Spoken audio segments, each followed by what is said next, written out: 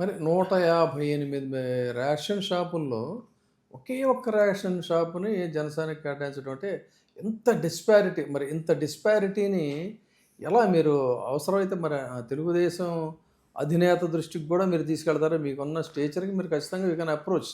ఎందుకంటే ఆ మధ్యకాలంలో ఇంట్రెస్ట్ ఆఫ్ యువర్ పార్టీ. బాబు గారు కూడా పిలిచారండి ఒకసారి. పిలిచినప్పుడు కూడా చెప్పాను నేను, సార్ నేను కూటమికి నేను కూటమికి సపోర్ట్ చేస్తాను సార్, దేనికైనా చేస్తాను. ఆయన కూడా అన్నారు మీకు కలిసి పని చేయడం అని చెప్పి కూటమికి చేయండి అన్నారు. నేను చేద్దాను. బట్ వీళ్ళు చేయనివ్వడం లేదు. వీళ్ళు చేయనివ్వటం లేదు. ఏం జరుగుతుందో అర్థం కావట్లే.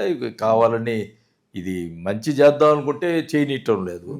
ఇప్పుడు ఒకవేళ ఏమన్నా మా తప్పేమంటే చెప్పండి, ప్రూవ్ చేయండి. ఏమన్నా ఉంటే ఏదో వేగ్గా మాట్లాడటం ఇవన్నీ కరెక్ట్ కాదు. కావాలని నేను నా ఛానల్లో అది ఓపెన్, ప్రతి ఒక్కరు తెలిసిన విషయమే. అంటే ఈ ఒక్క ఛానల్తో పొద్దునే నేను అనుకోవట్లే ఇంకోటి మొదలు పెడతారేమో. చైన్ లింక్ ఉంటుంది. నేను ఓకే, నేను వాళ్ళు ఎవరు స్టోరీస్ అన్ని చేసినా కళ్యాణ్ గారు లేని మీ తప్పు లేకపోతే మీరు గో హెడ్ అని చెప్పమంటే ఐ విల్ ముందులో పోతాను. అదర్వైజ్ నేను కామ్గా ఉంటాను అంతే.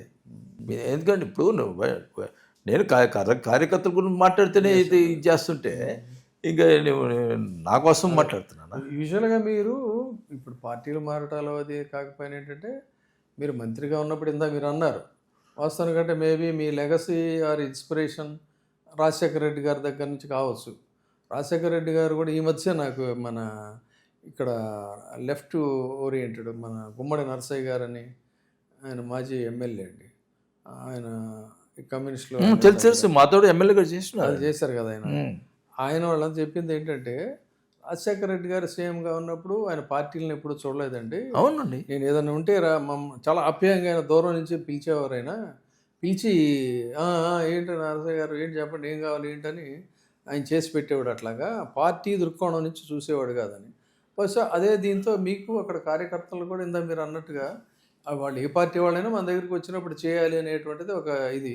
తర్వాత మీకున్న నేచర్ని బట్టి కానీ లేకపోతే రాజకీయ నేపథ్యం కానీ అన్ని పార్టీలతో మీకు సంబంధాలు ఉన్నాయి, సత్సంబంధాలు ఉన్నాయి, బంధుత్వాలు ఉన్నాయి, ఇవన్నీ కూడా ఉన్నాయి. సో వాటిని వీళ్ళు వేరే దృక్కోణంగా చూపించే ప్రయత్నం చేస్తున్నారా? క్లియర్గా అండి. ఇప్పుడు ఏం చేస్తున్నారంటే మనం ఏమన్నా మాట్లాడితే కూటమిని డిస్టర్బ్ చేయడానికి ప్రయత్నం చేస్తున్నాడు వైసీపీ కోవట్టు. అదే అడుగుతున్నా నేను. అంటే డైరెక్ట్గా అడిగితే మీరు మొహాట పడతారేమో అని నేను అడగలేదు. అదే వైసీపీ కోవట్టు ఇట్లా మాట్లాడుతున్నారు. మనసుకి ఎంత బాధ ఉంటుందండి. అంటే కావాలని నెపవేసే దానికి పొగ పెట్టడం అంటారే అలాంటి ప్రయత్నాలు నేను అడుగుతున్నానండి.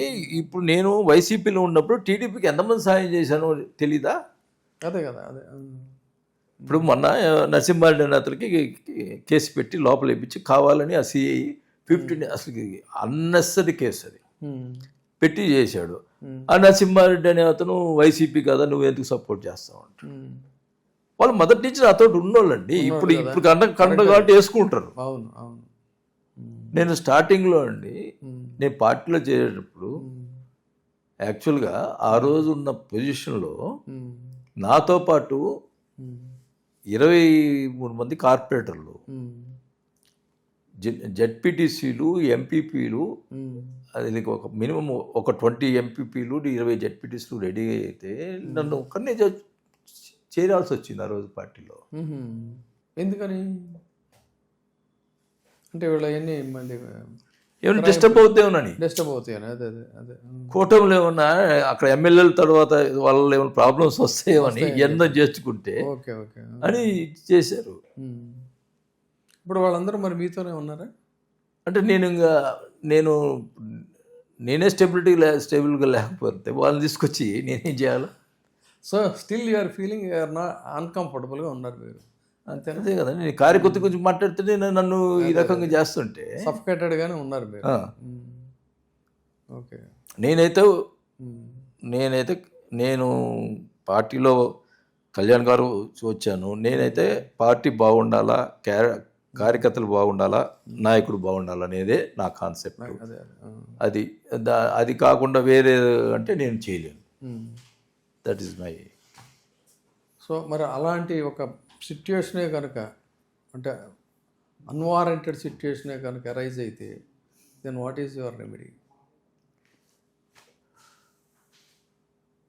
సైలెంట్గా ఉండటం. సైలెంట్గా అంటే అంటే సైలెంట్గా ఉండి I will fight for people. Okay. People ఎవరైతే ప్రాబ్లం ఉందో irrespect of party I will face it. Okay. ఇండివిజువల్గా మీరు ఫైట్ చేస్తారు. ఆ ఫైటింగ్ నేచర్ మొదటి నుంచి మీకు ఉంది కాబట్టి 100%. సో స్థానికంగా ఇప్పుడు మరి మీరు ఇంతకుముందు చెప్పారు ఆ క్యాస్ట్ ఈక్వేషన్స్ లేవని, కానీ ఇప్పుడు పొలిటికల్ డైనమిక్స్ అని పూర్తిగా మారిపోయి క్యాస్ట్ బేస్డ్ పాలిటిక్సే నడుస్తూ ఉంది ఆంధ్రప్రదేశ్లో చెప్పాలంటే. ప్రతి వాళ్ళని కూడా ఇంతకుముందు ఏంటంటే ఫలానా బాలినేని శ్రీనివాసరెడ్డి గారు అనగానే ఓ ఈయన ఇది కదా, లేకపోతే ఆయన ఫలానా అంటే అని అట్లా చెప్పుకునేవాళ్ళు. బట్ ఇప్పుడు ఓన్లీ కుల దృక్కోణం నుంచి చూడటమే ఎక్కువైపోయింది. అది మంచిది కాదండి. అదే it's very sad. Very sad president. ఇది ఇది ఇది ఈ కులం అనేది, అది కుల పిచ్చి అనేది పోవాలండి. ఒక కులంతో ఏ రాజ్యం కూడా పైరు పోతుందని మీరు ఆశిస్తున్నారా? ఇంత ముదిరి అంటే కొత్త జనరేషన్ వస్తుంది, వాళ్ళు అవేర్నెస్ రావాలి పబ్లిక్ లో కోరుకుంటున్నా, కానీ ఎక్కువ అవుతుంది. నాకు అదే ఆశ్చర్యంగా ఉంది. అదే కదా పీక్స్కి వెళ్ళిపోయింది ఆంధ్రప్రదేశ్లో. అది రాను అవేర్నెస్ పెరిగిపోయి ఇది తగ్గిపోవాలి, కులాలు మతాలు రాజకీయాలు తగ్గిపోవాలి, కానీ పెరుగుతుంది ఇది because of the political people only. వీళ్ళు రెచ్చగొట్టుకొని కులాలను రెచ్చగొట్టుకొని చేసే కార్యక్రమం తప్పితే చూడండి ఏ పొలిటీషియన్ కూడా ఒక క్యాస్ట్ మీద లీడర్ అవ్వగలుగుతారు? ఎవరైనా ఉంటారు క్యాస్ట్ మీద. అదేంటంటే ఆ టైం కార్డు అలా వాడుకోవటం అనేది కొన్ని చోట్ల.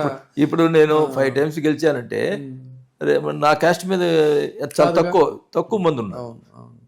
బట్ గెలిచారంటే మనం వాళ్ళకు ఒకసారి గెలిపించిన తర్వాత వాళ్ళకి చేసినటువంటి సర్వీస్ మీద మనం గెలిపిస్తారు అంతే.